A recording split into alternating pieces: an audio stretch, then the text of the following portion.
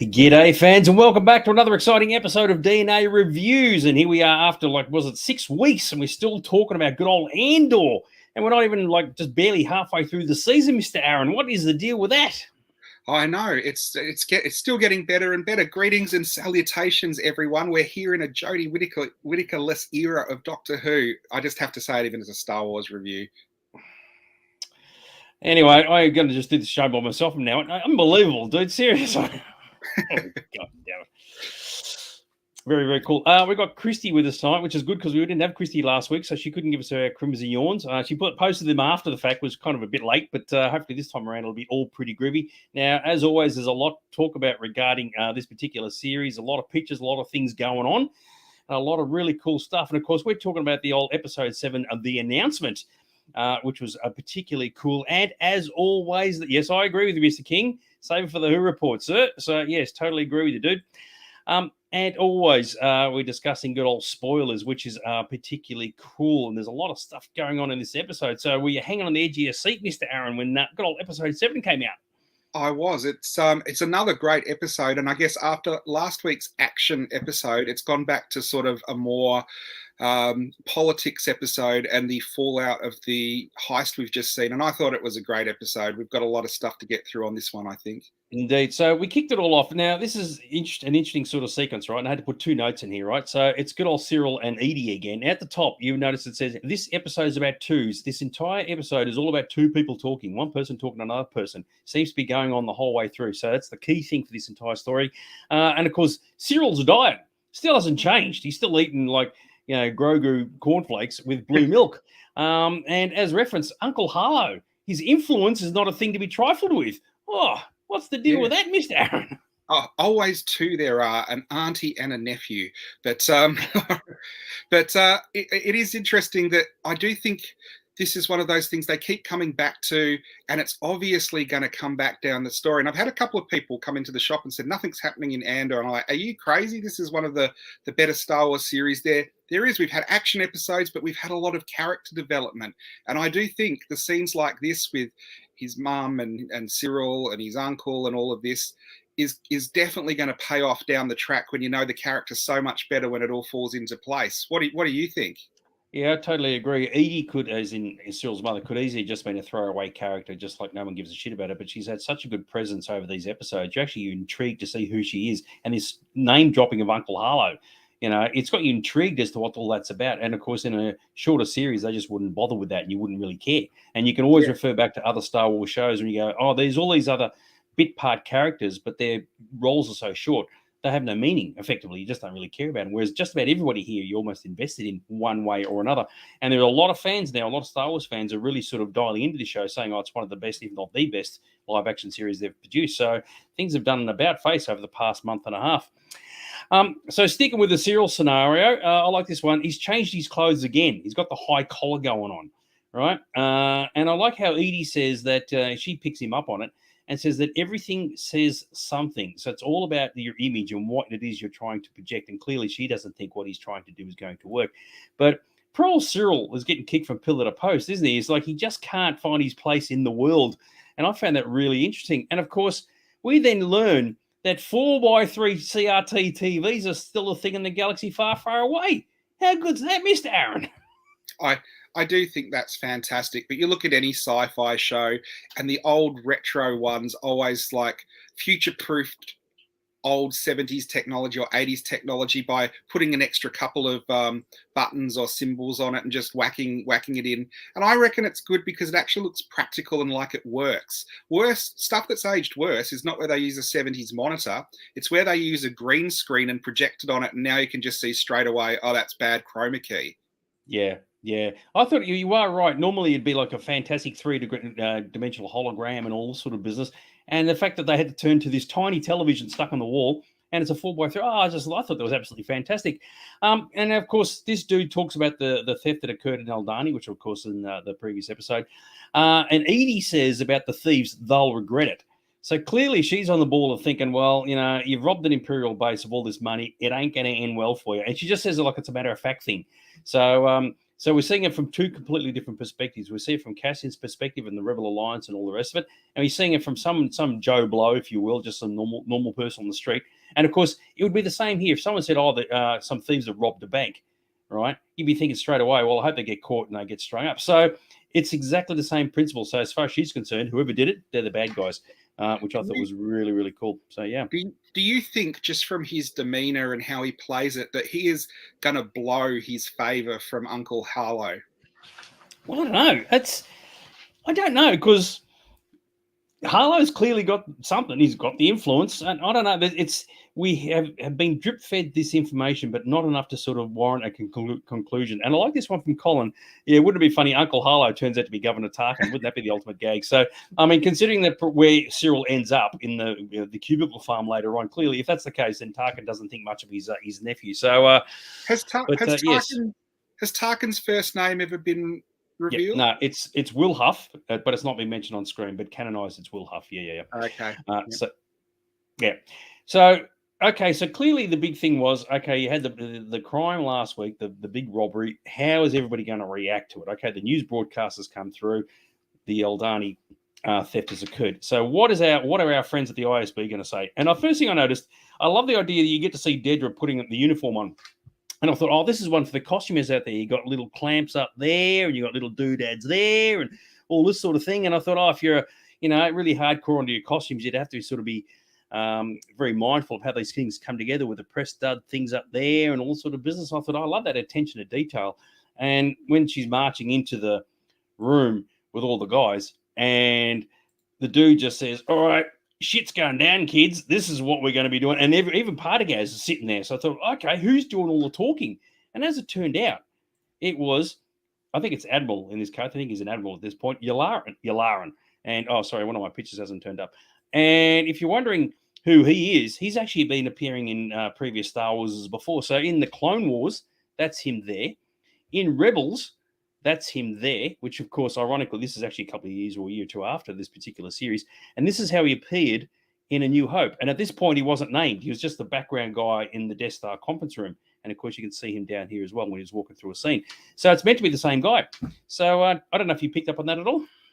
I did, but I only picked up on it because there's a couple of people who had kind of mentioned it before, so I was looking for it. I do like how they draw in characters like this, and there is a thread going through all the movies and series with the same characters. If they can do it with an existing character, I think it's fantastic that you have that continuity.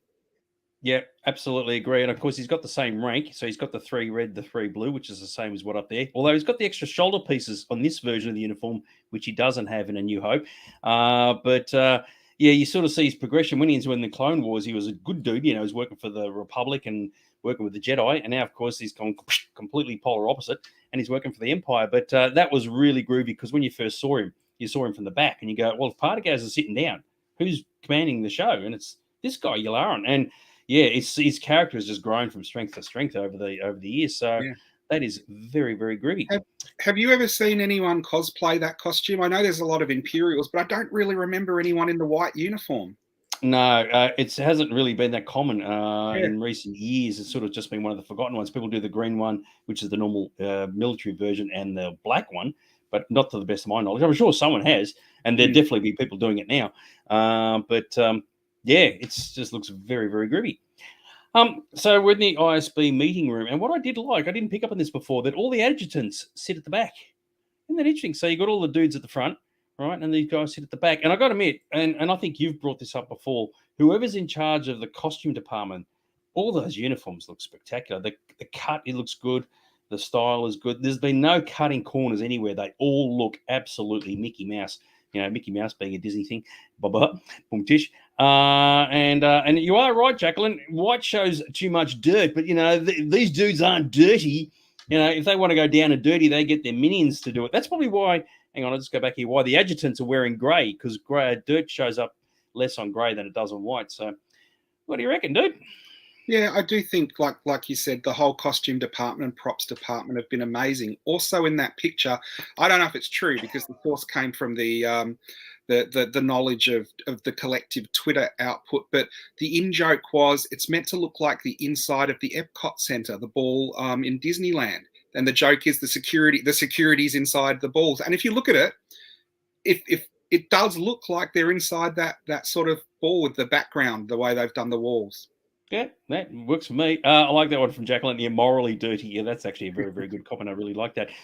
So we're getting into the crux of it. It's really groovy. Dedra has a chat to her adjutant. I don't know who he is, and she's got it all figured out. And this is where the when you hear the title of the episode called announcement, you work on the view. Oh, it's the Empire announcing the fact that they're going to be kicking all these heads, and of course it's not. She's actually saying announcement is actually saying the Alliance are making their presence felt. And that's what it's all about. And of course, the Empire is just like doing the knee-jerk reaction. And she's completely on top of what's going on, realizing that what's happening or what's going to happen is not the right thing to do. And I was really impressed by that. She, out of everybody, she seems to be the only one who's completely and utterly switched on. And of course, that plays dividends later on. What do you reckon? Yeah, and at this point, we're more than halfway through the series. Yep. They haven't really introduced a lot of other characters, and I don't think they will. Will she turn out to be the sister?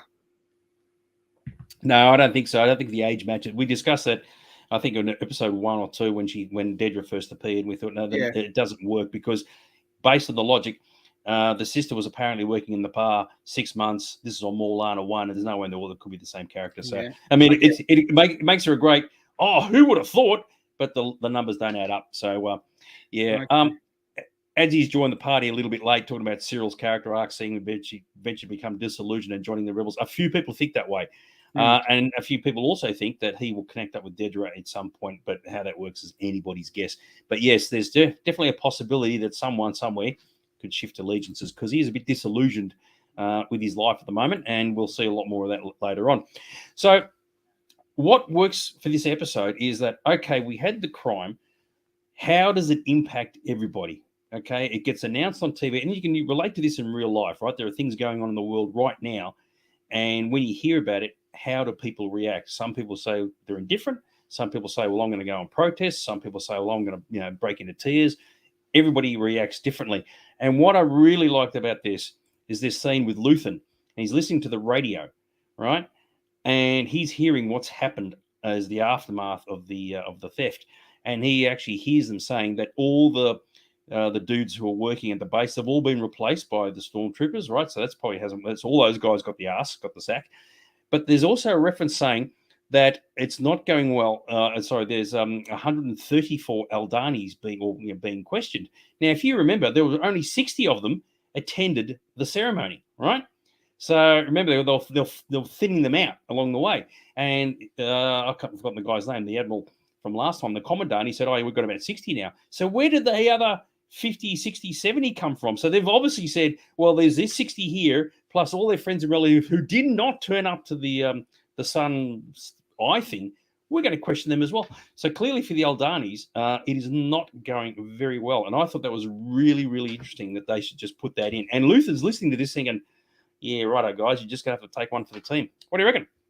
Yeah, it is interesting. We did talk last night about what the fallout would be for the guys that helped load it at gunpoint and also for the local populace. And we kind of predicted it wouldn't be good for any of them. And that is one of the themes of the episode, where the fallout of falling the rebellion, it's going to hurt more before it starts to help. And I think that's a really interesting perspective to look at, because generally in Star Wars, it's in black and white. It's rebellion good, Empire bad. But this one is a good series because it is looking at those grey areas.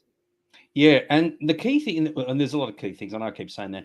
So what was funny, imagine like the robberies taking place, the guys, the Aldani people, have just been looking at the eye, think, oh, it's the greatest thing ever. They've had their ceremony and whatever. And then they all get arrested, plus the people who weren't even there. And they go, all right, you're on suspicion of being involved in this theft. And they go, what? We weren't even aware of it. Oh, it's just, you could just picture it now. It just would not have ended well. Plus, as we said last week, the guys who helped load the ship with all the money, those guys are probably being all questioned and interrogated as well. So it's just bad. But it does, and we're going to bring up a bit of a discussion topic in a couple of moments regarding essentially what you said. Does the ends justify the means? But before we do that, good old Mon pays a visit to Luthen's store, and you can kind of get the gist. This is obviously because remember from last week, she was in the Senate. Yeah. She's having a bit of a speech. All this rabble's going on. She's picked up her newspaper, so to speak, probably gone, holy shit, and has done a bolt straight over to this dude's store. And, of course, it is clear that she did not know what was going on. and says to Luthen, "Was this your doing?" And of course, he fesses up and he says it was. And I thought, oh, dude. And of course, she knows straight away what the repercussions are going to be. Right. So, but the funny thing is, despite everything that's occurred, in the end, as we know, in 5 years' time, Luthen is going to be proven right. Right. So, because as he said, the network, as in the Rebel network, is now up and about. So, I thought that was really, really cool. Did you, or did we know up to this point that she didn't actually know what was going down? Yeah, I suspected as much because it would not. She can. It's the old thing of plausible deniability, right? So he's planned it, worked it out with Vel, and they've done their thing. So he's probably said to Mon, "Don't worry about it. It's all under control." And then, of course, she may have thought, "Oh, they're just going to go and knock over an old lady somewhere and steal a handbag." And suddenly, oh my God, they've robbed an Imperial bank, and have gone flown straight over to him and said, "Dude, do you realize you're saying what we're saying? Do you realize what the implications of this are going to be?" And of course, that's what brings this up, right? Yeah. And of course, this is an interesting sort of discussion to have. Does the ends justify the means? There will be a lot of pain and suffering. And as we're seeing it already from the Aldani people who got arrested on the planet, okay, we know how it ends 5 years later, but all the pain it causes in the middle, do you think it's the right way to go? And there'll be some people who say, yes, what he did was the right thing. And some people say what he did was the wrong thing. And I guess it's up to the individual to determine was attacking the base the smart thing or not. What are your thoughts? Well, I actually thought this was a fascinating way to look at it, because ultimately what he was doing, we thought it was about funding the rebellion, which it is, but it's more about causing the Empire to show their true face and actually start hounding and oppressing the people, which will be more beneficial to the rebellion because more people will be on their side. And that is quite a clever way to lay this story out, because I didn't see that coming. I did think this was a heist fund the rebellion. So having it again in those shades of grey where, yes, we're funding the rebellion, but at the same time we're forcing the Empire to announce themselves and to start martial law and to start like upping the penalties for things, so the people do feel that the Empire is bad, because you can see it's on the cusp of the old Republic. Even Mon Mothma's family, you've kind of got them, they're still wealthy, things are good for them, they go to drinking parties and stuff like that. They don't see the Empire as bad that some of the poorer people do. So this will actually draw a line where people are like, what they're doing is corrupt and wrong. And you're right. And once again, it all comes down to perspective. And we see two clear examples of it here. So Edie earlier on just said the thieves will get what's coming to them. And then later on, we realize that Marva has said, mate, that's awesome. Now we're off and running. Completely different perspectives. And it's ironic that, you know, Edie lives on Coruscant and Marva lives on wherever she's at Ferrix. So yeah, it's all down to perspective. And you are right. I mean, if you look at all the rich people in the show, they wouldn't care less as to what's going on, but until it impacts them directly, and be curious to see if that happens. And there's an example coming. I just thought of it just then, and we'll cross those bridges when we come to it. So we jump back to good old Coruscant. Oh, good old love Coruscant. I could tell you what, I could just look at images of Coruscant all day long. Absolutely spectacular. And of course, we end up going good old Cyril and seeing what he's got a gig now at this particular place. Is this the galaxy far, far away version of a necktie? Isn't that interesting? So you got the collar thing going around, which of course he has one too. And they got the thing coming down the front there. They got the vest. Isn't that interesting sort of costuming choice? I thought that too, because we've seen a lot of different costumes and stuff from different races and different cultures. They're particularly good in Star Wars at doing that, but I don't think we've seen a tie before, have we? No, and everything's all up around the neck. They got even like the Imperial uniforms, all the things go up to the neck. But I thought that was really interesting. And of course, it's designed to look bland and uninteresting, because that's part of what this character is about and where he works. But I thought, is that how they're designing a new tie? That is very groovy. I'd like to see someone making one of those. I reckon that's particularly cool. And I looked at this and I thought, oh my God, a cubicle farm in the galaxy far, far away. How friggin' awesome was that? Dude. Well, what's awesome about this, and what some people have said is slow, is by showing Cyril's progression from, you know, being in security, leading people, like being gung-ho, and knowing the aspirations he has.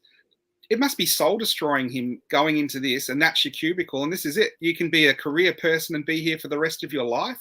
That would be super depressing. Yeah, I totally agree with you. And what was interesting is that he still thinks that he did nothing wrong. Right? Yeah. He's blaming everybody else. It was, you know, he's trying to arrest some dudes who killed some guys, And he probably doesn't remember who the two guys were from Warlana 1. He was trying to do the right thing, and he wants to clear his name and all the rest of it. So clearly he's using a favor from Uncle Harlow to get this gig. But yeah, he definitely thinks that he did nothing wrong. And I did like this as a bit of a gag. There's a mouse in the house. Good old mouse droids. We haven't seen one of those in years, mate. Well, you were saying things are about perspective as well. When Cyril is trying to clear his name and saying, "Oh, I did this and I did this and I copped it," do you think his supervisor is thinking, "Well, this guy's been hard done by," or this guy's a bit of a high maintenance person"? That's a good point. I think the dude is just saying, "Whatever, son. I've been told to give you a job. Here's your job. Go and do it." And I got to admit, the cubicle thing. I mean, how grouse is that? And I thought, there's not exactly a lot of room for personalization. I mean, where would you put the family photo? I mean, it can't sit up there and it can't sit up there. And how fantastic is that? That's like straight out of Brazil, if you remember the movie of Brazil. Yeah. So, well, I saw that and I was thinking, if I had a job there, half my day would be going, give me a status report, number one, engage, and pretending I was sitting on the bridge of the Enterprise. Make it so. Is absolutely fantastic. And he's looking at that. He says, "Well, isn't it lucky for you? Here's an empty pod right here. What happened to the previous owners? Anybody's guess? Off you go, son." And it's like, if you're sitting there, and imagine that the first 5 or 6 minutes going, "Well, this hasn't gone well for me, has it?" So, yeah, I love it. And the previous owner forgot to carry a 0 or something, and he that was it for him. It just seems like you said, one of these battery farms in a galaxy far, far away. Yeah, and I agree with you, Greg. Mr. Supervisor, he doesn't care about Cyril. He's like, "Yeah, whatever, man," and yeah, whatever. Yes. Hang on. The black tie against the grey tracks the eye. Well, that's true. Obviously, underlings look at how odd he's reading them. No, it's for sure. But it's also the fashion choice. It's like, okay, if we don't have the ability, we don't have collars. How do we put a tie on a dude? And of course, you don't need to have ties in the Star Wars universe. No one's ever worn one ever, right? Yeah. But they've suddenly said, well, we need something boring, something corporate. That means nothing. There's like no style. It's just plain black. There's no like fancy pictures on it or anything. I reckon that's just fantastic. So I love it. I love it. What if Uncle Harlow is actually losing? Well, you should be. Yeah, exactly right. So that you can make a lot of jokes about that. Who is Uncle Harlow? That's the most important question we have to ask. So we end up at the Coruscant domestic airport, and I did notice, so it's like, yeah, you're going to see some of these guys a few years later, aren't we? The old rebel sort of troopers who at this point aren't rebel troopers, but they will be. Does that mean, I thought, like, when you see them wearing that, it's almost a flight controller because you can see them guiding in the X-Wings. And when they were at a transport place, I thought maybe it's to do with aviation or something. Yeah, you're right. Either that or it's just a generic helmet that just gets moved for different gigs, different jobs. And we get to learn it. Like, it took me a while to work out who this was. And, of course, it's Claire. That's Luthen's shop assistant, right? And it's like, mate, she is clearly on the mission, got the hood up, like really going places. And I thought we get to see some stormtroopers. Finally, yeah, there they are on the right-hand side. Yeah, it's absolutely fantastic.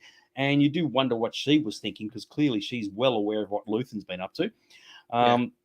I thought that was particularly cool. And, mate, in the absence of like a letterbox, putting chalk on the ground is still the go, isn't it? How old school is that? It's space chalk.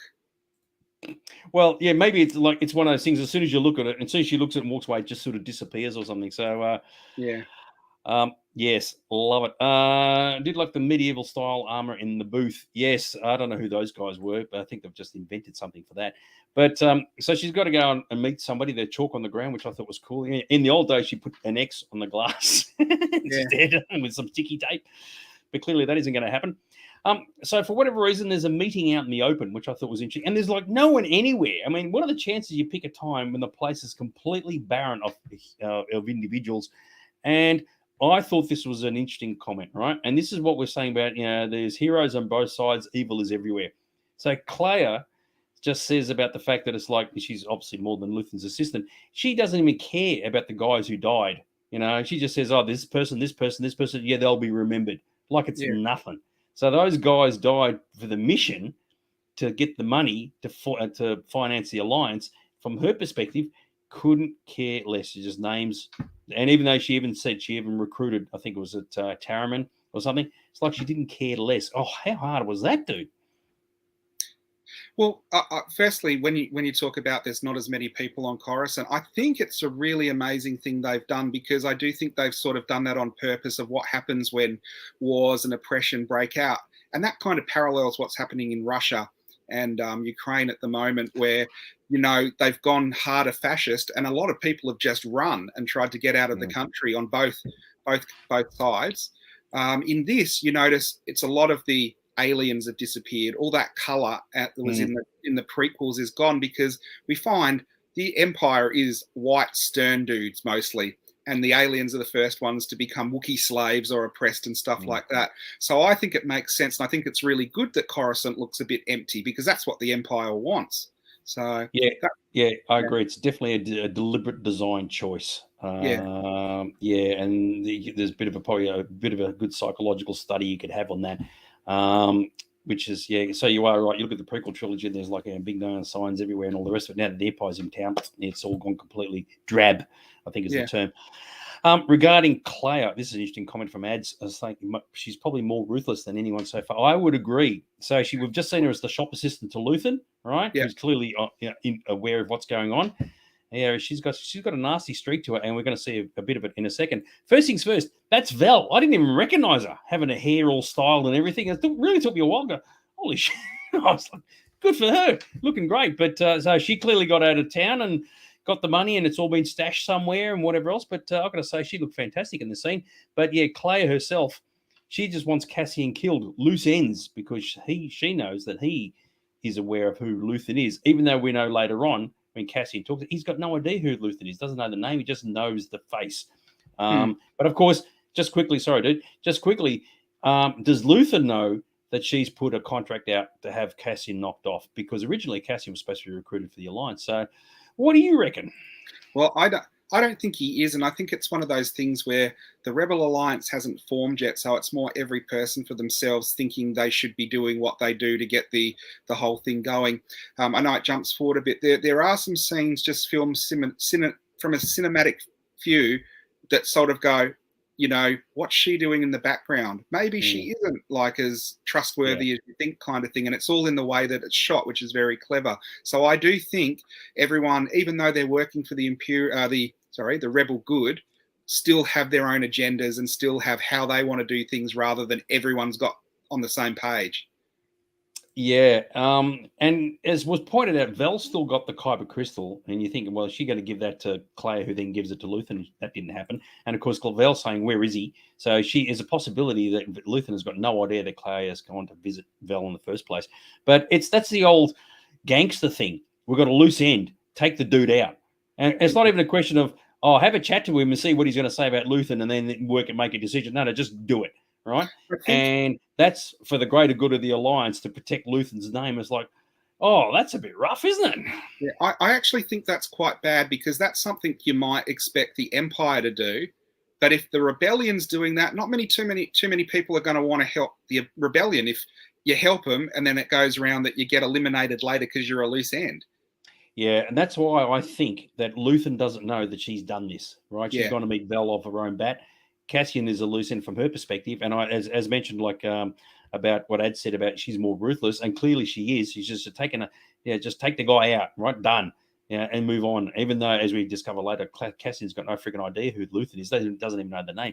So, it just goes to show that, as you said earlier, it's black and white up until this point, and all of a sudden there's greys popping up all over the place. So, love it. I think it's a very, very cool. But we know, obviously, that it's not going to happen, because Cassian lives on till Rogue One. So we jump over to the Imperials, and I love this, right? This dude is having a snooze, and then Dedra walks in and wakes him up, right? It's like, oh, my dude, you just don't fall asleep at this time of the day. More detail for the costumers. This scene going across there. I thought that's the first time I've seen one of those, so be curious to see who's the first one to sort of put that into play. Yes, when you've been sprung by a superior officer, oh, dude, what are you doing? But Dedra was good here. She's now realized, after all the shit that's gone down, I want this, I want that, make it happen. And of course, it pays huge dividends later on. So she's really finding her voice now, and that's excellent. I do find if you're someone who slacks in this and get caught, you get dumped with 10 times as much work as you usually would have. It's like, now we need you to check every single route on every single system and and you're like, oh no, why And I couldn't want I it by the end straight of the away? day. No, actually, I want it by the end of lunchtime. So, Yeah. oh, look, it's lunchtime. So, yeah, very cool. Now, one thing the show is very, very good at is like finalizing where things are on the grand scheme of things. And of course, for good old Cinta gets the return, and she's ditched the Imperial uniform. We still don't know what happened to the fate of the hostages. That hasn't been announced or mentioned anywhere at this point, which I thought was kind of interesting. And of course, she's making her escape. She's looking up into the sky. And of course, when Imperial Star Destroyer is appearing, yeah, it's never a good sign. So I reckon that's going to leave a mark. And there's some nastiness going to be going down. So, Yeah. yes, cause and effect. You do wonder when, you're getting, a Star Destroyer turn up. So you've basically got an invasion force. How good the sensors are. Do they know she's there watching? Will they send everyone out to get rounded up? Because they're just trying to scoop up everyone. You would think they would be trying to stop anyone from leaving the planet, find anyone that was in, a click. I found out what a click was for us. Remember we were talking about? If you were in America, a click is a mile. If you were in Australia, kilometre. a click is a kilometre. Yeah. Yeah. Sorry. Yeah. So that was confirmed. I looked it up. So it's interesting. So because I think when Val and Clay were talking, they're saying, "Where's Cinta?" Right? And I think somebody said, I can't remember who it was, said, "Oh, she's doing what she's supposed to be doing." Right? And now, of course, we've seen Cinta. She's on the planet. She's got rid of the uniform. She's on her bike. Maybe she's got another mission that hasn't popped up yet. Right? Now, what's interesting, you see her on this bike thing, which I got to admit, all things being equal, is not the greatest visual effect in the entire universe. And I thought to myself, what does this remind me of, this particular bike? Because I've never seen one of these before. Some people have said, oh, it looks like General Grievous's bike thing from the Clone Wars. What I thought it was, make of this what you will, this is my interpretation. I think the filmmakers, the writers and that have deliberately said, this is what should have occurred and what should have been seen in the Book of Boba Fett instead of the Vespers, right? That's how the Vespers should have looked in the Book of Boba Fett, because that looks, what Cinta's writing, it looks far more realistic for something like Tatooine than what we saw with the Mod Squad. And I thought that could be a deliberate dig at saying, well, you guys cocked it up by making these really, really ridiculous motorcycles, all the freaking chrome mirrors. This is what she's writing is what they should have had. I don't know. I don't know if that's true or not, but what do you reckon? Yeah, or if the Vespers, or if the ones on Book of Boba Fett couldn't look like that, turn the lighting right down to this so you can't actually see how bad they are. But if the Mod Squad guys in Book of Boba Fett were writing what she's writing, nobody would have questioned it. They would have said that is perfectly in universe, right? Busted up, old shitty looking things, but they serve a purpose, right?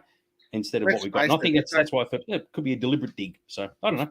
If they were riding right on mowers, it would have looked better than what we got. Let's face it.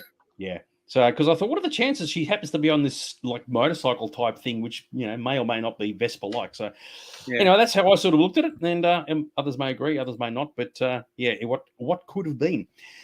So we jump over to Ferrix, right? Cassian's come home, right? Well, oh my God, the whole place is taken over by the Empire. First thing he discovers, he goes back to Marva's place, back home, and the door is locked. I thought that was a nice little comment. Why is the door locked? And then he gets a complete recap from episode 3. Now, it's important to remember, from our perspective, episode 3 and all that sort of stuff was weeks ago, right? But in their timeline, it was only like 4 or 5 days ago, right? Because remember, when he got the when he got the Aldani, the mission was only going to be like 3 days hence. So he's arrived after being rescued by Luthen. 3 days later, they got the thing, and then they do the robbery, and then he's come home again, right? So it's only like 5 days, whereas for us, it's been like weeks. So he has to get the old recap. What happened in episode 3? Well, Tim did this, and bloody Six, what's her name? Bix did that, and all that. He's like, oh yeah, forgot about that. So I thought that was very cool. Yeah. It's always good. I guess it's a catch-up for anyone who didn't watch all of the episodes. I guess that doesn't make sense on streaming. But if everyone said, oh, episode 6 was the best one ever, you've got to watch it, that some people might start from that one. Yeah, well, because as I said, it's been weeks since we saw episode 3. The scavenger scooter. Yeah, exactly right. That's what it should have been in Boba Fett. But anyway, let's move on. So as I said earlier, right, this whole episode is all about one person talking to another person, and of course Cassian and Marva have this massive conversation, right? And I like this, right? Cassian he's got his money, finally got his money. He wants to bolt, get a ship, and we're out of here, right? Yeah. And there's no way in the world she's going to go for that. And of course, I like the idea this is, we could just run and hide, and no one will ever find us. And of course, well, where are you going to go, dude? I mean, the Empire's everywhere now. You'd have to leave the entire galaxy, and clearly that's not going to happen. So yeah, I thought that was a really interesting sort of conversation that was going on. So yeah. Yeah, I thought that too. I did think there's a lot of because we've got a few episodes left. There's still a lot of mystery as to what's happening because we've kind of done the heist, and now there isn't another mission. So we're seeing the fallout of the mission, but we don't actually know where the series is really going to go. It really depends on the fallout. Well, yeah, it's interesting, isn't it? Because in the typical trope of a show is that, Fred gets recruited to rob a bank. He's robbed the bank and he goes, well, that's awesome. Let's go and rob a few more, right? In this, he's like, I've robbed a bank, got my money, I'm gone. And he actually is gone. So, I mean, we actually find out later on where he's ended up. So he's actually followed through on his promise. I'll take my money and I'll bolted, right? And obviously, he's trying to pick up Marva to go with him, and clearly that's not going to happen. But I thought he actually followed through on what he wanted to do, which I thought was kind of cool. That's why it's a bit sad that they're trying to kill him as a loose end, because they hired him to do a job. He did the job. Everything went exactly as planned, and they're still trying to get rid of him. Yeah, I love it. Very, very cool. Yes, that's exactly right. So once again, from our perspective, he's happy to just be forgotten. I don't want him to know anything about what's going on, which of course isn't going to work, but he's still going to get hunted anyway. So yes, he just never has a lucky day, that poor bastard. We go back to Coruscant. I love this, right? It's a typical bureaucratic banquet, right? Where everything is said, but nothing is said, right? It's typical, like everybody's sort of mixing around and doing their thing. And I thought this was particularly cool. Now, get a load of this. What costume does that remind you of, dude? What Tay's wearing? It actually reminds me of the Sayuris from Battlestar Galactica, actually. I thought straight away, I mean, take the blue thing off. He's wearing a Jedi outfit. Oh, right? Yeah. It's the crossover thing with the belt. I thought, it actually what's the deal with that? It actually looks like the original Ralph McQuarrie Obi-Wan in the blue and white. Yes, it does. And I reckon that was quite intentional. But I thought, oh, my God, he's wearing inspired. So if he walks down the street and all the stormtroopers, they're looking at him, oh, I don't know, dude, about that. Yeah. Love it. I thought that was cool. And he's got a bit of Romulan ale going on there. None of the green crap. He blew all the way. So, yes, that was particularly cool. Hang on. Would they try to kill them if he didn't bolt? Probably yes. I'm not sure who you're referring to, Adzi. But yes, you keep on typing, son. You're doing a fantastic job. But yes, I saw this and it just reminded me of a Jedi outfit. Now, this is what I couldn't work out. Leader wants to leave the party, all right? Now, in this sequence, we learn about Tay. That's the guy on the left. He's got sisters and, he's known Mon for a long time and comes from Chandrila and all this sort of stuff. Yep. But Leader goes over to them and says, oh, can I be excused, all right? And I was wondering why that would be the case. Now, you could speculate till the cows come home as to what the reasoning is. Is it possible that she knows somebody who's actually like a friend of hers or whatever, who's being impacted by this new doctrine by the Empire, saying that people get arrested at the drop of a hat sort of scenario, and someone she knows has had that happen to her, and which means it's impacting the family directly. So I don't know, but it just seemed unusual. She just wanted to bolt, and I thought there's got to be something in that. It can't be just for no reason. Well, what do you reckon? Maybe I'm reading too much into it, but from the previous episodes and how they treat each other and the family dynamic, I get the feeling that the husband and the daughter kind of think that Mon Mothma is having affairs, and it's embarrassing for them. And they are, they've been telling her, oh, you can go off and do your own thing. I don't want to come with you and all that kind of stuff. And because this is someone from her past, again, who she wants to go and hang out with and smile with, I thought the daughter wanted to leave because she's just embarrassed by the whole situation. And Mon Mothma has to let them think that because she's really part of the rebellion and doesn't want them to know and doesn't want them to be involved. So that's where I thought the dynamic was going with this. I think you're on the right track. That when she's hanging out with Tay, it could look as she had her arm, the holding arm and arm sort of thing, and it could look a bit sus. But by the same token, parents chatting up the women as well. So clearly it's not a happy marriage, right? But in previous episodes where they're saying she's going out to meet people and stuff like that, it comes across to me that because she's so secretive about what she's doing and is actually making up stories. Oh, I'm going here and here, but. They've got the vibe that she's kind of lying to them. And I think they don't think she's involved with the rebellion, but doing something, not great for the family kind of thing. Yeah, you're right. There's definitely suspicions there. And of course, that's hard for her. That's why she has problems with her driver, because her driver's an agent and whatever else. And I just got to backtrack a couple of comments. Remember how Ads asked this really comment I couldn't understand? He just said, yeah, sorry, bad typing. That made no sense. You're right, it didn't. Very, very cool. And you are right. There would be a lot of suspicions against Monica. Okay, what are you up to? But I don't know if that explains why Lita just wanted to leave. I think there's something more to that. Whether we'll learn about it, we'll never know. But yeah, I think wouldn't be surprised if there's a nugget that's just been dropped that they'll refer to later on. And wouldn't it be funny if Lita herself down the track ends up joining the alliance because something has happened to somebody she knows? Chrissy said she seemed to be a bored teen. Oh, yeah, definitely. But they didn't need to put her in the scene. They could have just not had her at all. And we wouldn't have even noticed. But they've deliberately put it in. So it must be a reason why it's there. So it depends where it goes. If you look at the political stuff and you look at series like West Wing, you had President Bartlett's daughter, who was not the easiest daughter to have in public and didn't like that. And there's all these different stories about her. And it's the same thing. Just because you're in the public eye and you're a politician, you have a family, doesn't mean the family are all suddenly going to fall into line. And you get an angsty teenager. You saw it with the Imperial kid in the other episode as well. He didn't want to go to the dinners and didn't want to be there either. And I think it's one of those things that just shows the difference between generations as well, where they're part of this political scene and they have to do these dinners, and you've got a teenager who wants to be on the phone to her friends and just finds it a big bore. I've just drawn you're right. Wouldn't it? I've just drawn imagine. Here's one for you. If this is true, you heard it here first because I just thought of it, right?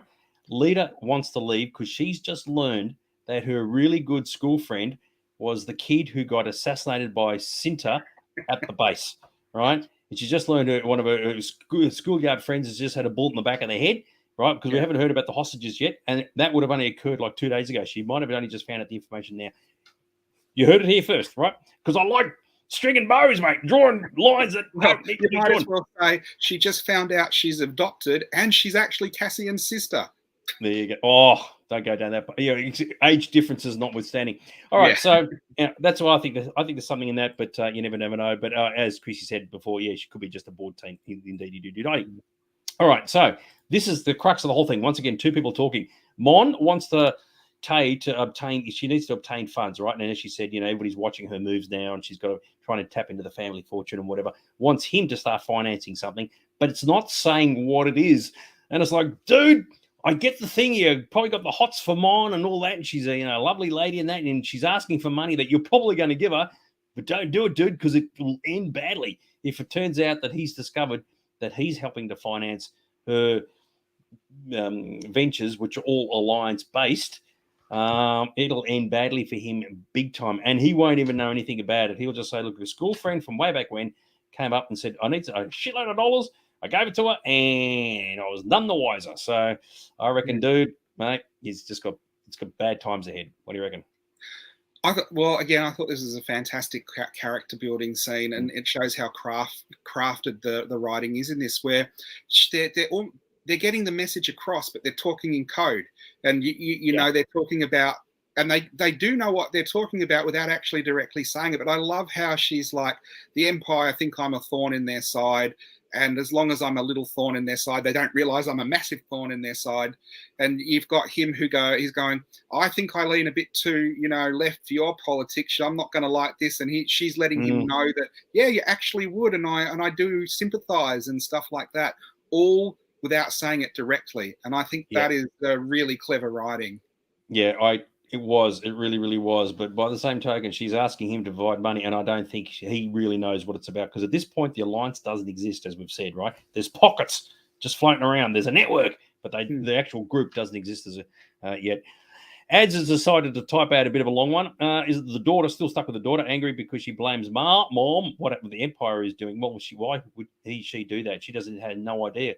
It's got nothing to do with her. I mean, she was, all things being equal, she didn't even know that there was a crime being committed on Aldani. So, she could certainly be a rebel sympathizer, but at this point, there is no rebels, right? It's only after the crime has been committed. Okay, and that's when you get the Marvels of the world going, well, it's fantastic. I'm really going home now. And with Lita, I'd find that a bit of a stretch, but I see where you're coming from. Just quickly, I like the fact that the good old protocol droids on the right-hand side, what have they done to his head, mate? They changed his head. What's the deal with that? And I thought R2 units, they're supposed to be the ones serving the drinks. So was a bit unusual, wasn't it? Well, he's just naked at the back or something. But I did think it was a protocol droid, but a slightly different model with a bigger brain or something like that. I wasn't sure. I do think it's cool that they've got sort of different models of different droids and stuff. And the really cool thing is, it isn't one of those shows that, oh, we've got a new droid, so here it is front and center. It is one that's off in the background, and it's just a little bit of world building. It's not in your face. Well, it's funny because when you look at the front, there's a front on shot, but it's like a mile away. And it's just a black circle, right? So I thought, oh, it's just interesting. Protocol droids serving drinks. So what are the chances? I like the fact he's got a bigger brain. So it can do what? Remember what? 58,000 cocktails. This is a blue one. This is a green one. And you know what? It still get orders wrong for people who go, I'm gluten and dairy free and have to be FODMAP and stuff like that. That's why you need the big brain. Totally agree with you. All right, so we're zipping back to Ferrix, right? And I like this, right? People are pissed off because they reckon with the Empire there, it's Cassian's fault, right? And there's like, dude, he's got to watch himself. So there'll be a lot of unhappy campers on Ferrix at the moment thinking, bloody Cassian did it because he was involved in all the big fight scenes in episode 3, right? I really like the fact, because we'd forgotten this, right? Once again, this was weeks ago from our perspective, but from her perspective, this only happened like last week.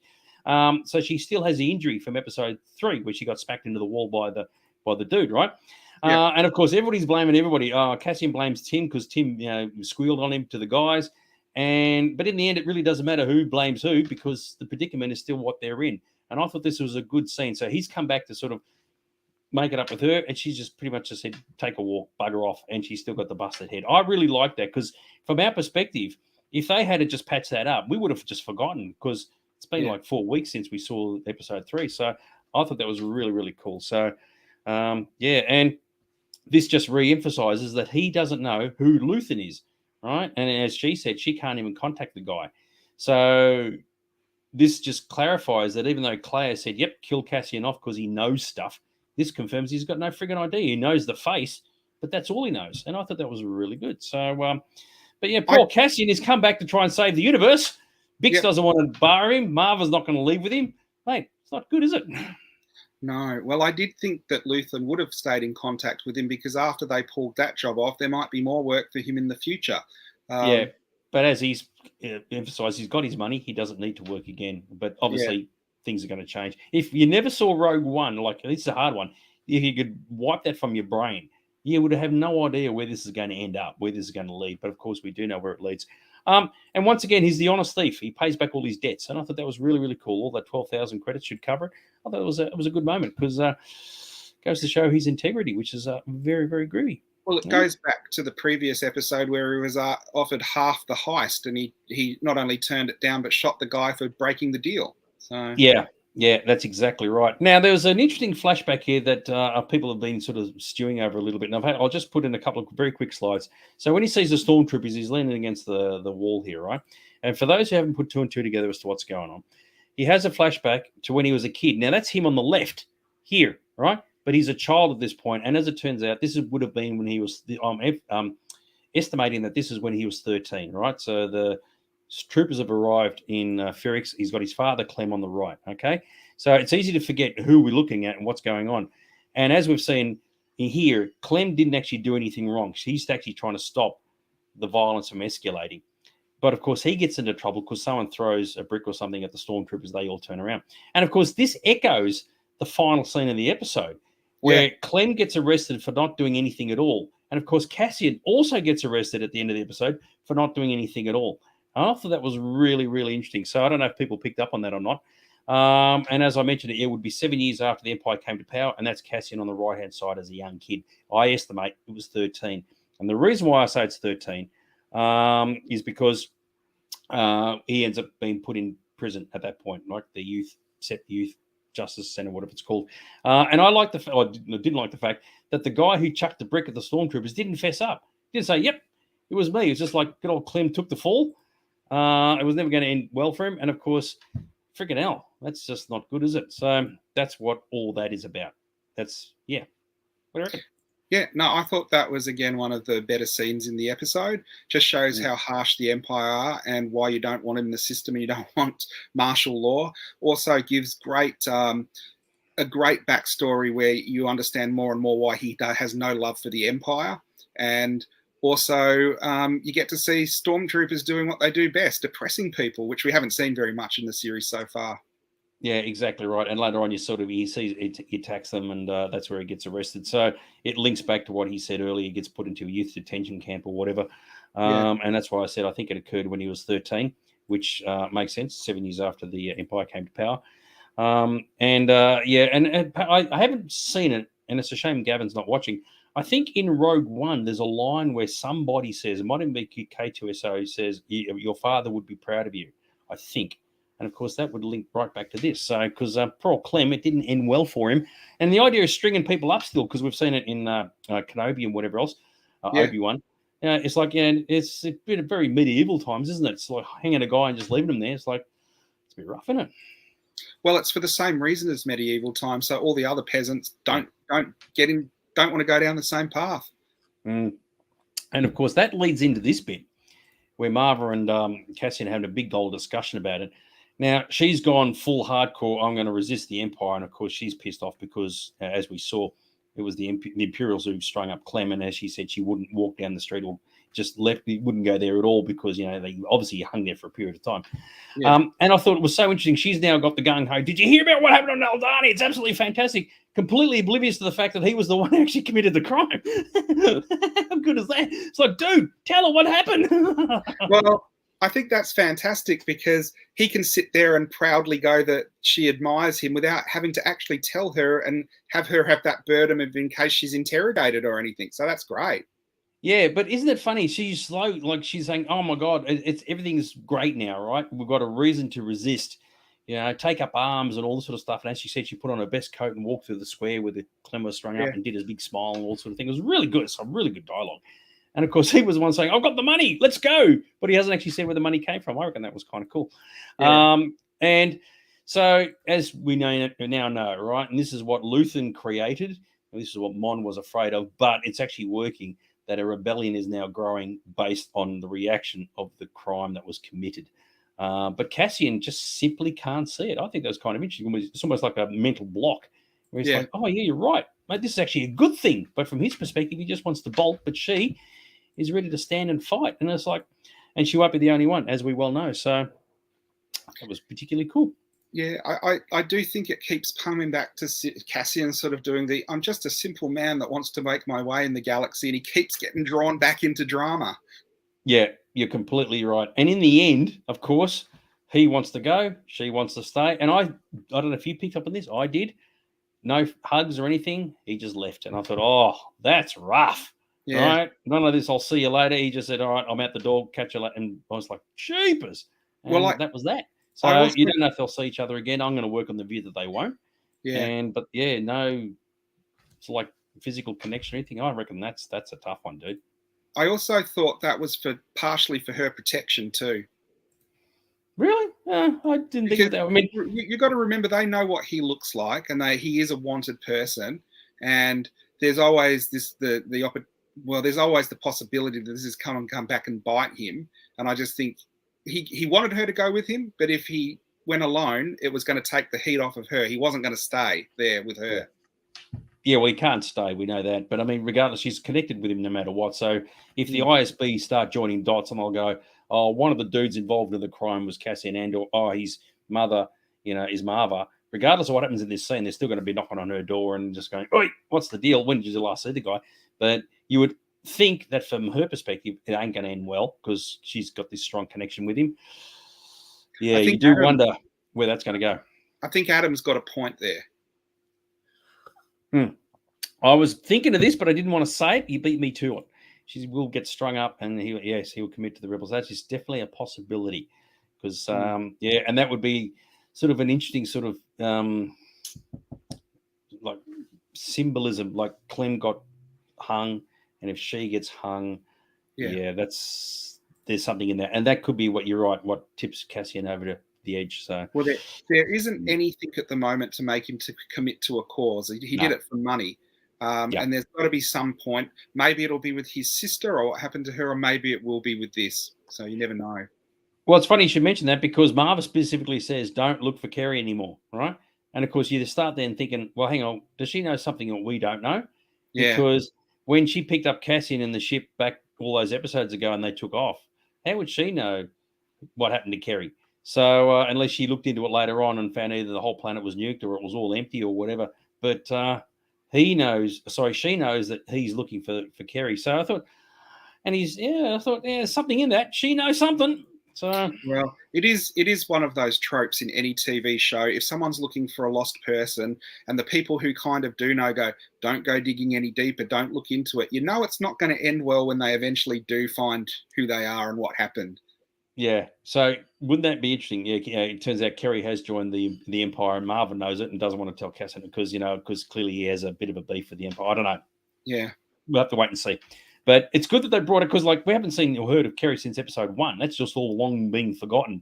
The reason why he was on Morlana 1 in the first place. So it's funny that the writers realised, oh, hang on, we need to mention good old Kerry because that's what started this entire story as to where we are now. Him looking for her. So it's good. There's a nice little bit of detail. I like it. So I mean, he could easily just say, Cassian could easily say, yeah, right, I won't look for any more. I'm done. Yeah, forgotten by everyone except for Dags and Aaron on DNA Reviews, where we bring it up every week and see if we can guess who it is. Yep, I certainly didn't forget, and I was wondering if they were ever going to reference it ever again. All right, so back to Coruscant. Now we get into the really meaty stuff, right? This is awesome. We've got Partagaz. I'm starting to remember his name now, right? It makes a nice reference to Ord Mantell, which I thought was kind of cool. Got the big meeting going on. And you can tell he's already figured out because he's not a stupid dude. What he's planning to do with Blevin. Remember, Blevin's now looking after Ferrix, or he's less in control of that area, and Dedra, right? And I thought that was so cool. And this is the first time we're seeing how the alliance is now being, which is still classed as the rebellion, acknowledged by the Empire, right? And Dedra is the one who brings it up. So it's the absolute beginning point of the entire thing, right? So we all know exactly how the Empire started. We saw it in the prequel trilogy, but we didn't know anything about how the rebellion started. And we saw how, from the rebel side, how it got created because of all the thefts that were going on and the big crime that occurred on Aldani. But this is the first time we actually see the nuclei of how it gets discovered by the Empire, and Dedra is the one who puts it all together. And she gets to state it out to everybody. All these pocket things, it's all part of a rebellion. And I thought that was fantastic. And of course, Partagaz goes with it. He says, yep, you're onto something. And I thought, you can see from her reaction, is like, okay, because Partagaz has always just been a critical dude, no matter what, always hated everybody. And now all of a sudden he's on her side. And I was like, well done.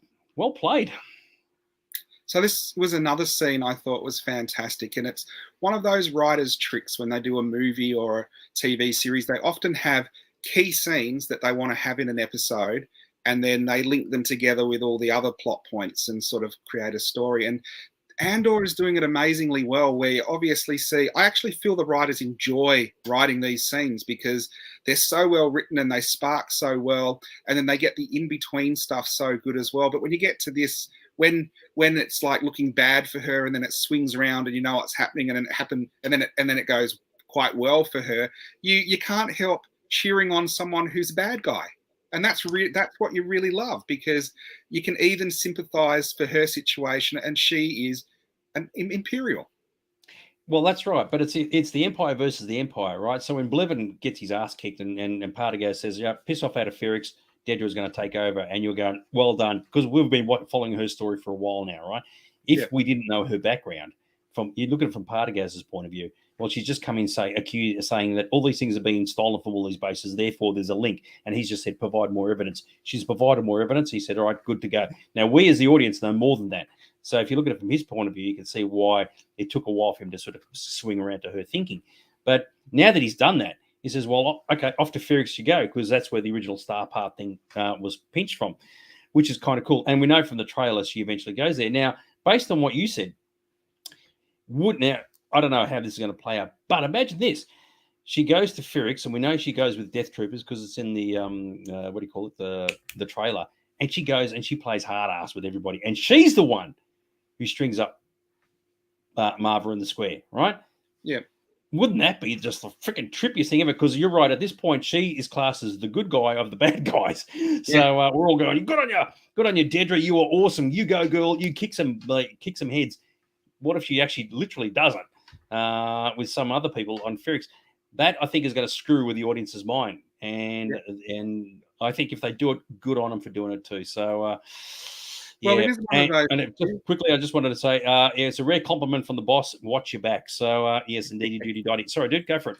It is one of those things where we've seen her as a background character that's come to the forefront of the episodes. Has her plot has built, and it's kind of the same. It's almost in reverse with Cyril, where he's a background character who started strong, has sort of faded back, but their actual plot is mirroring each other, I think, where they're going along and you're seeing the background and how their career's going. I think it is going to come back together at the end, but you've got one of them who's committed to the cause and is getting more and more fanatical because she's actually achieving what she wants to. And you've got someone else who started off committed, and I think he's getting more and more disillusioned because of what he did in his life. So it's a really interesting character study for both of them. And it is good because you've got the two that juxtapose each other. So the audience can, like one or like the other or enjoy both. I do think this is just a really well-written show.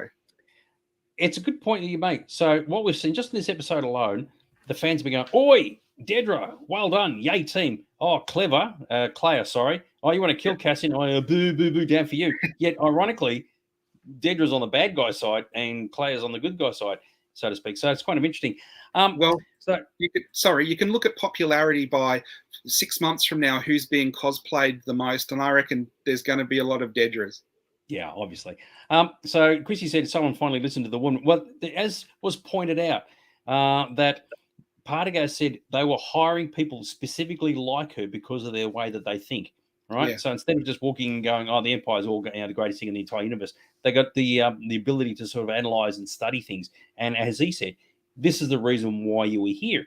And the fact that she's female has really got nothing to do with it. It could have been anybody, but people like her were deliberately brought in to see things outside the square, and it's clearly worked. So it was good. It was an awesome moment.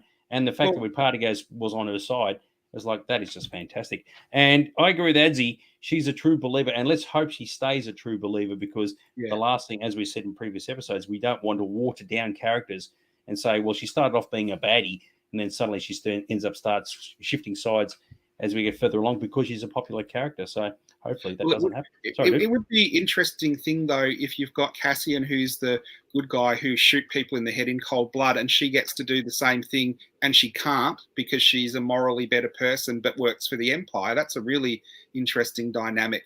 The other thing that I think is fascinating about this show, they're showing more of the mechanics of how the Empire work, and it's totally different from the Rebellion, where you've got someone who is a fascist at the top and no one really dares say anything to upset them, and that actually harms how they actually work.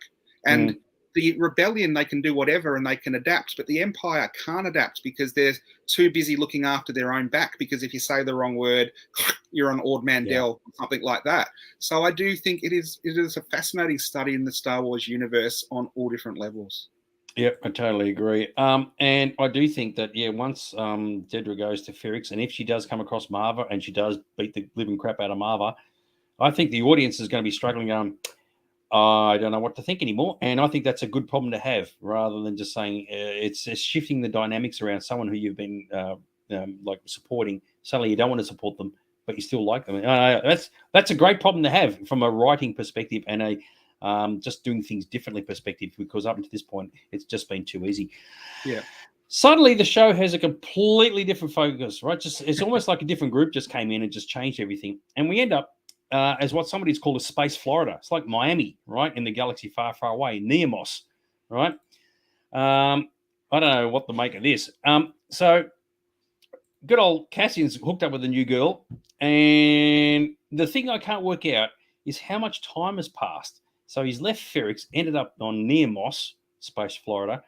This is the only thing I don't know. Has it been weeks, months? It hasn't been years. It can't have been a few days. But he's already hooked up with someone. He's got his apartment. And the whole show takes a completely different tonal shift from this point onwards. And if there's a darker, or not a dark part, a bit that brings the ratings down, I would say it's a lot of this stuff. But what did you make of this? Because I couldn't work out what was going on. Well, it did the jump. It's obviously he's gone somewhere incognito. He thinks he's pretty safe just by the way he's walking around when people are running around him. I do think if he ever went to a fortune teller in the Star Wars universe, they'd probably say, stay away from beaches. You don't have love. luck when you're on a beach because That's a very good. it's not the best of outcomes for him here. That's Sorry, a very it's not good the point. best of outcomes. Yeah, you're Yeah. right. Cassian and Beaches, they kind of don't go very well together, do they? What it does show is that despite his carefree, like you can tell he's not happy, right? He's got everything he wanted. He's got the girl, he's got the apartment, he's got the beach outside, and you can just tell he's just not completely there. Because remember, he's still a wanted fugitive no matter what. And I thought it was interesting. So we get to see the beach, and I thought, finally, all these people have been bitching and moaning. Where are the aliens? Where are the aliens? We get to near Moss, Space Flyer, and they're everywhere. And I thought, mate, there you go. Shut up. There's your friggin' aliens. So that's the aliens, the one on the right, by the way, not the one on the left. I thought it just... I was going to say, and the big close-up you get is of a puggle. I did wonder what all these people were doing staring out at the beach too, because there didn't seem to be much going on, but a lot of people just sitting on a very average-looking beach staring out into the ocean. Well, in the galaxy far, far away, maybe they come from planets that don't have beaches, dude. I mean, if you lived on Hoth or, Coruscant has no beaches, or Mimban has no beach. Well, no, Mimban, Dagobah doesn't have any. So it's like, oh my God, it's a beach. So it was an interesting sort of moment. And it's like, okay, we've just like gone completely in a different direction from what the show normally does. All right, so Cassian is wandering along. He gets pinged, right? And I love this one. The Shore Troopers, which were introduced in Rogue One, the most useless stormtroopers in the entire planet, they happen to be working on the beach. Where else would they be? Now, for those who don't know, they have to work on the shore, right? If you got any dude who walks into the water, you got to go to water troopers. And if you get anybody who walks inland, you walk stormtroopers, right? But these puppies can only work on the shore. What a friggin' ridiculous concept, shore troopers. So if there's one thing about Star Wars I can't stand, it's these guys. Well, there's a lot I can't stand, but these guys are complete ridiculous. So... yeah. It is funny that you say that. Like, I don't love them and I don't hate them, but from a collectible point of view, a lot of collectors love the design of the Shore Troopers. They were one of the few designs that Hot Toys had to reissue pretty fast because they sold out so fast and they were in such demand. And even the action figure size ones and the Black Series ones sold out and show up in value. So a lot of people love the design. I don't know what you've got against them. Is it because they're on the beach all day and you don't think they've got a proper job? Do you think they're soft? It's their name, Shore Troopers. It's like, really? It's like, if you took them out, you don't even need them. They serve no purpose whatsoever. I'm just going to wind back a couple bit here. Christie's asked, what was the medical-looking arm in the second room? I think you're referring to this thing here. I don't know. It was in the shower because that's a shower just there. So maybe it's a what do you call it, where you wash your hands or something. So yeah, don't know. Yeah, who knows? Don't know. Have to look for a visual dictionary to tell us. So there you go. But anyway, Shore Troopers completely and utterly stupid. Yes, indeed, you do. All right. One of the cool things that occurred, get to see a KX trooper because we see more of these guys in Mandalorian. They sack Mandalorian. Blow the bejesus out of that. By the way, for those who are thinking, is this how he meets K2SO? This is not a K2SO version, and you can tell because it has red bits inside the arms, whereas K2SO from Rogue One has yellow ones, so it's definitely not him. Okay, so but it's the same model droid. Carrying these dudes, right? And once again, the show's got a slightly comedic thing going on here, and this is what some people have said. It's like, they arrested Cassian, but he wasn't doing anything, and I said, but he's still a wanted fugitive, right? He's still involved in the crime of the century. So he's actually not that entirely innocent. And he does actually look and act suspicious. And that's because he knows that he's a fugitive. And, of course, anytime he's around authority figures like, wanky Shore Troopers, he's going to be a bit edgy. And that's what this dude's picked up on. So he's not innocent at all. People get that out of your heads. What do you reckon? The other thing is, I think one of the reasons they put the flashback where his father was innocent and he got caught and there was nothing he could do about it. That's just how the Empire works. It's guilt by association. You were running near people, you're gone. So he's gone to Neamos, right? And he's probably thinking this is the greatest thing ever. And then the Empire's turned up. He's like, oh, bloody hell. He's like, the last people I want to see. And whenever he sees me, you're right. After the flashback thing, he gets a bit of the edge. He has the sweats. As the guy said, as the trooper said, like, you're sweating. You don't look comfortable. He says, he's sweating because he's hot. It's like, no, he's sweating because he's shitting himself because he doesn't like these guys. And the dude's picking up on that. But either way, he's not innocent. So he didn't do anything now, but he did do something 2 days ago. So keep that in mind. If anything, the Shore Trooper guy could get a promotion. But I guess you wouldn't believe it. I actually caught the guy who freaking robbed the bank. How good's that? So once again, as I said, there's a lot more humor in the episode. I mean, I don't understand what the point of this was. But it is what it is. This is cool. Prop makers will love this one, eh? The click-clack machine. How good's that? Straight out of the old bank card days, dude. What do you reckon? Yeah, it was interesting. And I was looking at it and I'm thinking, some of that looks hand drawn. So the prop makers could probably, anyone who copies stuff. You look at the barcode at the top. I don't know. It might just be my eyes. But when I was looking at it in this series, I'm like, oh, that's really cool. Like anyone who likes to go that extra depth and have like prop replicas, this is a little cool piece you could make. And the person who got this one said they had a massive, right, which we've seen in the Obi-Wan Kenobi series. They're on Tatooine, right? I forgot to put a picture in, right? But they're the dogs the Tusken Raiders have, and apparently it took a leak on something. So we're back to relieving oneself in public, so to speak. So that's twice in a Star Wars series. Two things. You had the trooper the other day, and now you got dogs.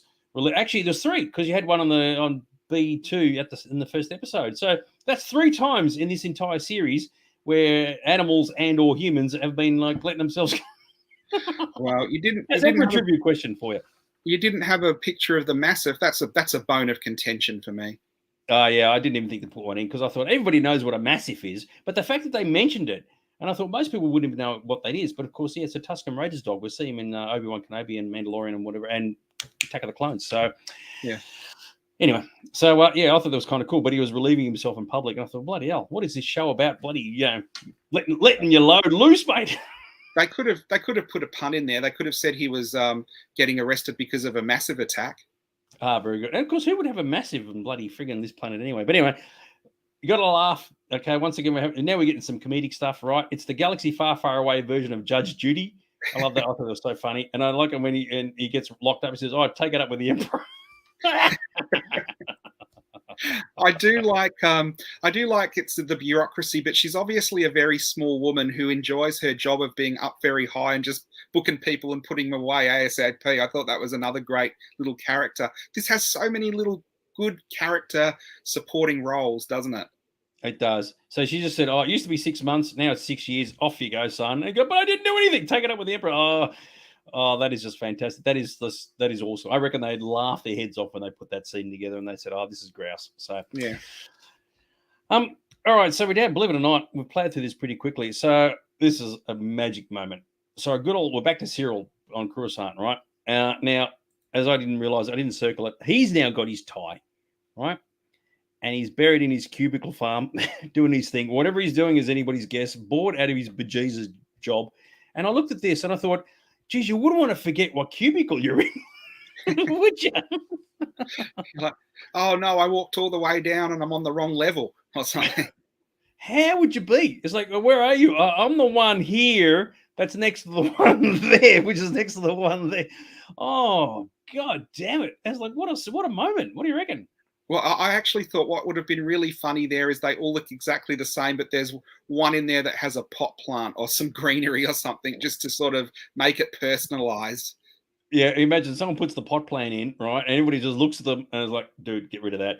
Yeah. Regarding the Judge Judy, I like it, the Empire's version of Dolores Umbridge. Yeah, absolutely fantastic. And speaking of you, Christy, that's the end of our slides. Can you give us your crimson yawns for the episode? The more yawns, the worse it was. The less yawns, the better it was. But I love this. I thought it was fantastic. And you do feel for Pearl. Well, you kind of do to a degree. Good old Cyril. His life has just gone completely arse about. So he's going to go back home and go, Uncle Hello, you gave me a top job, son. You are just like the coolest uncle around. So, yeah, very good. So after who was playing video games? Yes, exactly right. Sorry, what was that? I was going to say, after you watched this episode, what do you yourself give it out of 10? Did you think it was another high-worthy episode of praise? I did. I absolutely loved it, but I didn't like the Nemesis stuff. I thought it was a bit dumb. That took me out of the moment, right? And the whole shore trooper discussion and it gets strung up by the KX dude, the KX droid and all that, and he's just been chucked in jail. Of course, we know he's not going to serve the 6 years because 4 or 5 years later he's got to be in Rogue One. That's the only thing that I thought brought it undone. So I would normally rate this show really, really high, but that took me out of the moment. So I'm looking at 7.5, 8. Yeah, which is still a good score from my perspective. Normally, I don't rate things that high. So, yeah. So for me, I pretty much totally agree with you. I mean, it's probably bad to have a pair of critics or reviewers that are echoing which each other think, but I gave it about an 8 out of 10 as well. Yeah.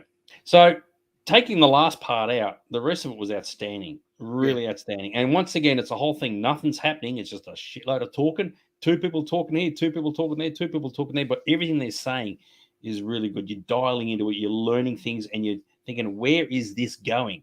Now, I think most people thought that with this episode, it'd be all guns blazing and the Empire coming in and just dropping bombs everywhere. Maybe that will still happen, but they're doing it in a way that would occur in real life. So if a crime occurs today, all right, it's not like the police or the tactical forces are out tomorrow. It takes them a couple of days to sort of work out what's going on, where they're going, what they're going to do. And then once that happens, then it all goes completely hell for leather. So I wouldn't be surprised if the next episode, which is in 2 days' time, that's what occurs. So clearly, Dedra's got to go to Ferrix with the Death Troopers. Can you imagine that? All the locals see these black dudes walk off the ship and go, Jesus Christ, it isn't going to end well for a lot of people. So I loved it. Yeah, fantastic. I do get the feeling each episode from now on till the end of the season is going to ratchet it up a notch each episode.